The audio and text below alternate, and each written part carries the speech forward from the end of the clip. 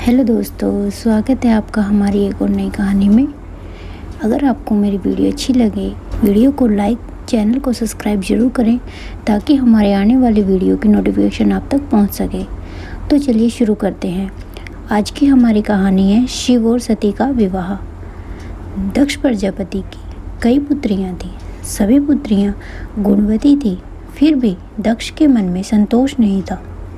वे चाहते थे उनके घर में एक ऐसी पुत्री का जन्म हो जो सर्व शक्ति संपन्न हो एवं सर्व विजयनीय हो, जिसके कारण दक्ष एक ऐसी ही पुत्री के लिए तप करने लगे। तप करते करते अधिक दिन बीत गए तो भगवती ने प्रकट होकर कहा, मैं तुम्हारे तप से प्रसन्न हूँ। तुम किस कारणवश तप कर रहे हो? दक्ष ने तप करने का कारण बताया तो माँ बोली, मैं स्वयं पुत्री के रूप में तुम्हारे यहाँ जन्म धारण करूँगी। मेरा नाम होगा सती। मैं सती के रूप में जन्म लेकर अपनी लीलाओं का विस्तार करूँगी। और भगवती माँ ने सती रूप में दक्ष के यहाँ जन्म लिया। सती दक्ष की सभी पुत्रियों में सबसे अलौकिक थी। सती ने बाल्यावस्था में ही कई ऐसे अलौकिक आश्चर्यचकित करने वाले कार्य कर दिखाए थे जिन्हें देखकर स्वयं दक्ष को भी विस्मयता होती रहती थी। जब सती विवाह योग्य हो गई तो दक्ष को उनके लिए वर की चिंता होने लगी। उन्होंने ब्रह्मा जी से इस विषय में परामर्श किया। ब्रह्मा जी ने कहा, सती आद्या का अवतार है। आद्या आदि शक्ति और शिव आदि पुरुष हैं। अतः सती के विवाह के लिए शिव ही योग्य और उचित वर हैं। दक्ष ने ब्रह्मा जी की बात मानकर सती का विवाह भगवान शिव के साथ कर दिया। सती कैलाश में जाकर भगवान शिव के साथ रहने लगी। भगवान शिव दक्ष के दामाद थे, किंतु एक ऐसी घटना हो गई जिसके कारण दक्ष के हृदय में भगवान शिव के प्रति बैर और विरोध भाव पैदा हो गए। एक बार देवलोक ब्रह्मा ने धर्म निरापण के लिए एक सभा का आयोजन किया था। सभी बड़े बड़े देवता सभा में एकत्रित हो गए थे। भगवान शिव भी इस सभा में बैठे थे। सभा मंडल में दक्ष का आगमन हुआ। दक्ष के आगमन पर सभी देवता उठकर खड़े हो गए, पर भगवान शिव खड़े नहीं हुए। उन्होंने दक्ष को प्रणाम भी नहीं किया और दक्ष ने अपमान का अनुभव किया। केवल यही नहीं, उनके हृदय में भगवान शिव के प्रति ईर्ष्या की आग जल उठी। वे उनसे बदला लेने के लिए समय और अवसर की प्रतीक्षा करने लगे। एक बार सती और शिव कैलाश पर्वत पर बैठे हुए परामर्श वार्तालाप कर रहे थे। उसी समय आकाश मार्ग से कई विमान खनकल की ओर जाते दिखाई पड़े। सती ने उन विमानों को देखकर भगवान शिव से पूछा, प्रभु, ये सभी विमान किसके हैं और कहाँ जा रहे हैं? भगवान शंकर ने उत्तर दिया, आपके पिता ने बहुत बड़े यज्ञ का आयोजन किया है। समस्त देवता और देवियाँ इन विमानों में बैठकर उसी यज्ञ में सम्मिलित होने के लिए जा रहे हैं। इस पर सती ने दूसरा प्रश्न किया, क्या मेरे पिता ने आपको यज्ञ में सम्मिलित होने के लिए नहीं बुलाया? भगवान शंकर ने उत्तर दिया, आपके पिता मुझसे बैर रखते हैं, फिर वे मुझे क्यों बुलाने लगे? सती मन ही मन सोचने लगी, फिर बोली, यज्ञ के इस अवसर पर अवश्य मेरी सभी बहनें आएंगी। उनसे मिले हुए बहुत दिन हो गए। यदि आपकी अनुमति हो तो मैं भी अपने पिता के घर जाना चाहती हूँ। यज्ञ में सम्मिलित हो लूँगी और बहनों से भी मिलने का अवसर मिलेगा। भगवान शिव ने उत्तर दिया, इस समय वहाँ जाना उचित नहीं होगा। आपके पिता मुझसे जलते हैं। हो सकता है वे आपका भी अपमान करें। बिना बुलाए किसी के घर जाना उचित नहीं होता। इस पर सती ने प्रश्न किया, ऐसा क्यों? भगवान शिव ने उत्तर दिया, विवाहित लड़की को बिना बुलाए पिता के घर नहीं जाना चाहिए, क्योंकि विवाह हो जाने पर लड़की अपने पति की हो जाती है। पिता के घर से उसका संबंध टूट जाता है। लेकिन सती पीहर जाने के लिए हठ करती रही, अपनी बात बार बार दोहराती रही। उनकी इच्छा देखकर भगवान शिव ने पीहर जाने की अनुमति दे दी। उनके साथ अपना एक गण भी साथ में भेज दिया। उस गण का नाम वीरभद्र था। सती वीरभद्र के साथ अपने पिता के घर गई। घर में सती से किसी ने भी प्रेम पूर्वक वार्तालाप नहीं की। दक्ष ने उन्हें देखकर कहा, तुम क्या यहाँ मेरा अपमान कराने आई हो? अपनी बहनों को तो देखो, वे किस प्रकार भांति भांति के अलंकारों और सुंदर वस्त्रों से सुसज्जित हैं। तुम्हारे शरीर पर मात्र बागवर है। तुम्हारा पति शमशानवासी और भूतों का नायक है।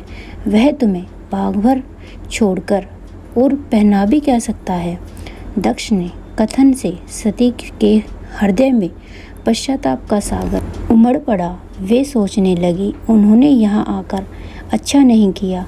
भगवान ठीक ही कह रहे थे, बिना बुलाए पिता के घर भी नहीं जाना चाहिए।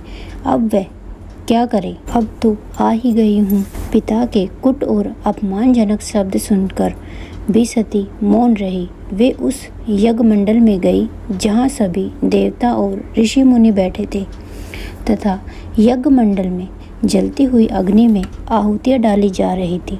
सती ने यज्ञ मंडल में सभी देवताओं के तो भाग देखे, किंतु भगवान शिव का भाग नहीं दिखा। तो वे भगवान शिव का भाग न देखकर अपने पिता से बोली, पिताश्री, यज्ञ में तो सबके भाग दिखाई पड़ रहे हैं, किंतु कैलाशपति का भाग नहीं है। आपने उनका भाग क्यों नहीं रखा? दक्ष ने गर्व से उत्तर दिया, मैं तुम्हारे पति शिव को देवता नहीं समझता। वह तो भूतों का स्वामी है, नगन रहने वाला और हड्डियों की माला धारण करने वाला है। वह देवताओं की पंक्ति में बैठने योग्य नहीं। उसे कौन भाग देगा? सती के नेत्र लाल हो उठे, उनकी बोहें कुटिल हो गई। उनका मुखमंडल प्रलय के सूर्य की भांति तेज हो उठा और पीड़ा से तिलमिलाते हुए कहा, ओहो, मैं इन शब्दों को कैसे सुन रही हूँ? मुझे धिक्कार है। देवताओं, तुम्हें भी धिक्कार है। तुम भी उन कैलाशपति के लिए इन शब्दों को कैसे सुन रहे हो जो मंगल के प्रतीक हैं और जो क्षण मात्र में संपूर्ण सृष्टि को नष्ट करने की शक्ति रखते हैं। वे मेरे स्वामी हैं। नारी के लिए उसका पति ही स्वर्ग होता है। जो नारी अपने पति के लिए अपमानजनक शब्दों को सुनती है, उसे नरक में जाना पड़ता है। पृथ्वी सुनो, आकाश सुनो, देवताओं तुम भी सुनो। मेरे पिता ने मेरे स्वामी का अपमान किया है। मैं अब एक क्षण भी जीवित रहना नहीं चाहती। सती अपने कथन को समाप्त करती हुई यज्ञ के कुंड में कूद पड़ी। जलती हुई आहुतियों के साथ उनका शरीर भी जलने लगा। यज्ञ मंडल में खलबली पैदा हो गई, हाहाकार मच गया। देवताएं उठकर खड़े हो गए। वीरभद्र क्रोध में कांप उठे। वे उछलकर यज्ञ का विध्वंस करने लगे।